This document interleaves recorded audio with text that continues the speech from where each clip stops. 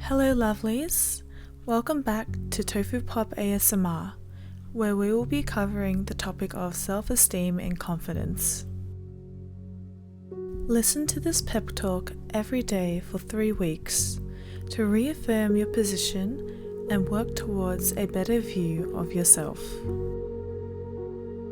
If you're struggling with self-esteem and confidence, listen to this. Building confidence and self-esteem is like building a castle. A castle always starts on a piece of land before it gets built upon and creates a foundation for the rest of the castle. Then, as the castle is built from the ground up, you can decide how many rooms, towers, and areas you want. Then, you can decorate the interior. And that's the same with your self-esteem and confidence. As in how it relates to you, you can think of it this way. The land in which the castle is built upon is you. Your confidence and self-esteem is the castle. The castle's foundation is what you know of your confidence and self-esteem, and how strongly you feel about yourself, certain situations, how you deal with things, and more. And for the rooms, towers, and other areas in the castle, as well as its exterior and interior, these are decorative pieces to showcase your confidence in a skill or ability, for example. You might be wondering, how do I build something out of nothing? There is no such thing as building something out of nothing. There is always a base or foundation, no matter what it looks like and the state of it. It could even be from a completely different area that relates to nothing, but with similar foundations and principles. If we use the castle example from before, each person, each individual will be at a different stage in life. The castle may be destroyed. It may be just the frames of the castle slowly getting built. It may already be ready to build, with all the materials there, but with no blueprint on how to build it. It may be a fully furnished, finished castle, but the doors aren't working and the enemy troops have come to attack. The castle may also be under siege. Which one of these are you? Or perhaps, are you another? Regardless, there will always be something you're building from. If you're looking to build a business, for example, think of the business like the castle example from before. You'll need a foundation, you'll need systems, possibly even workers and the likes to make sure everything is functioning as it should. And that is what will make up your foundation and base, as more is added as you run your business and maximize cash flow. And for your confidence and self-esteem, it's the same principle. There is definitely more to it than just a basic foundation. You'll need persistence, courage, and adaptability to really instill what confidence means to you. Right now, what does confidence and self-esteem mean to you? Is it something to build upon? Is it a difficult task? Is it something you'd like to have a lot of? Is it something fragile? Or is it something else? When it comes to confidence and self-esteem, there will be worries weighing you down, whether it be something small or something large. The size doesn't matter. It's about how you see it and how it impacts you, as well as what you do in response.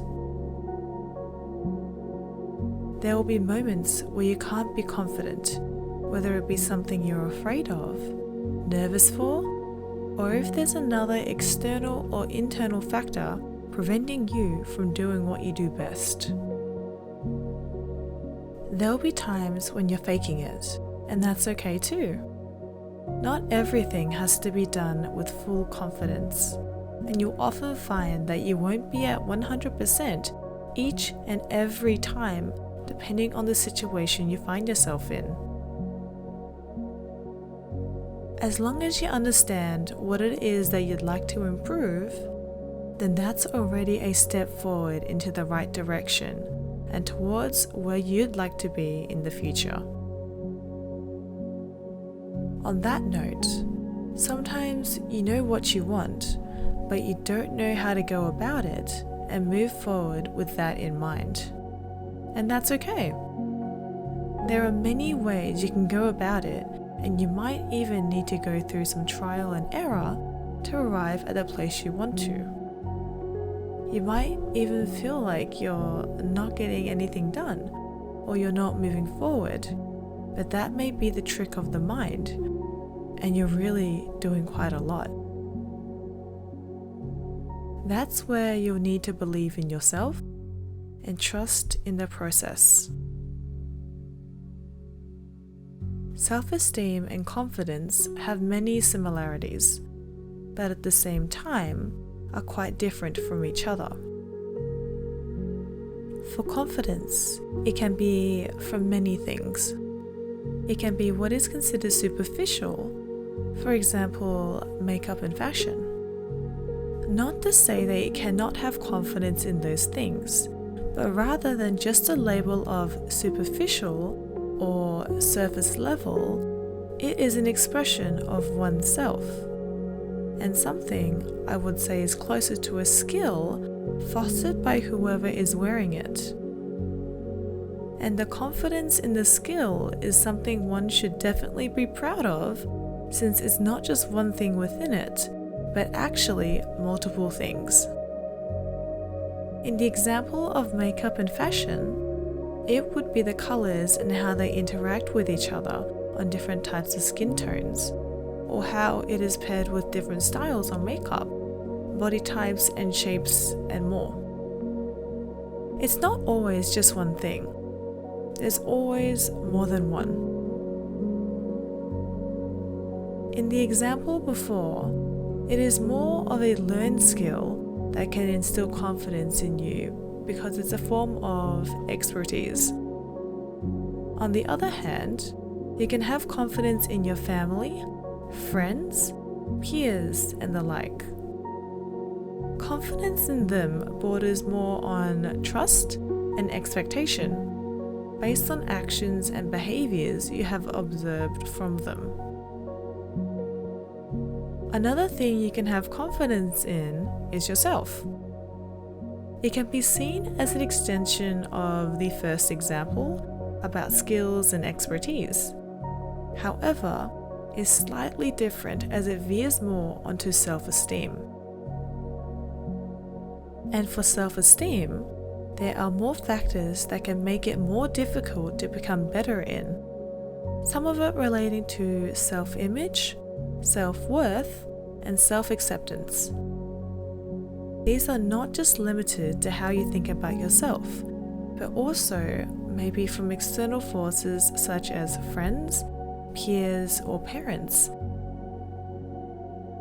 And as you know, becoming overly dependent and/or conscious about how other people view you can be detrimental to your health in more ways than one. Which is why self-esteem can be strong, but it can also be weak, or it can be both at the same time. To help you understand what self-esteem means to you, you'll need to look at the causes of what is making your self-esteem lower or higher.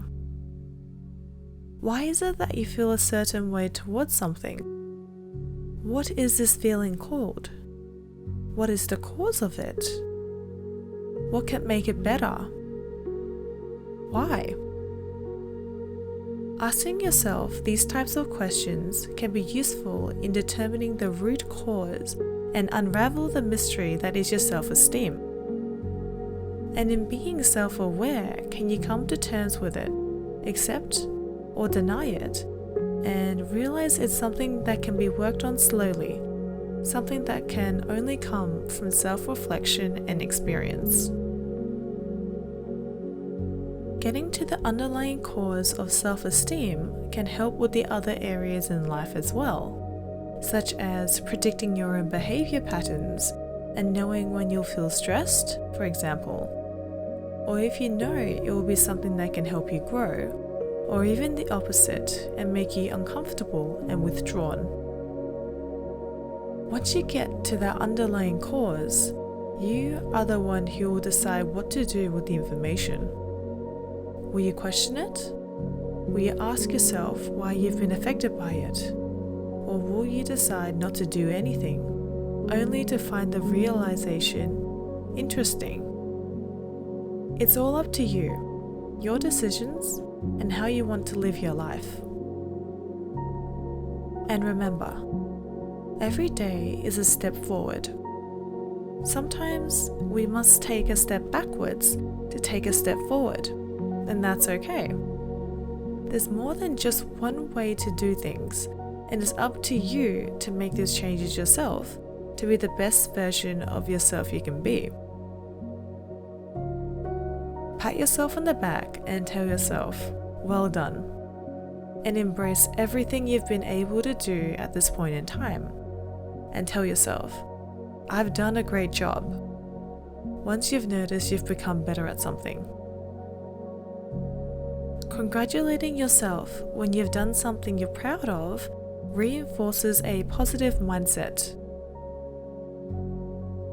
If you think it might be selfish, narcissistic, or even egoistical, let me ask you this. Who else will tell you you've done a great job but yourself? Why do you need someone else to validate you or tell you that you've done a great job? Why can't you also do the same? You are someone, aren't you? You're you. Of course, there's nothing wrong with getting told by someone else you've done a great job, but it's even better for it to come from within, so you don't need to become dependent on other people's feedback in response to whatever you do.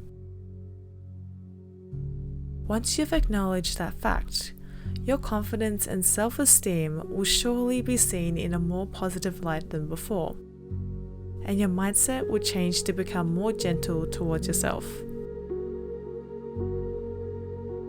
And when that happens, remember to congratulate yourself with a pat on the back, because you'll have deserved it. Thank you for listening, and I'll see you next time.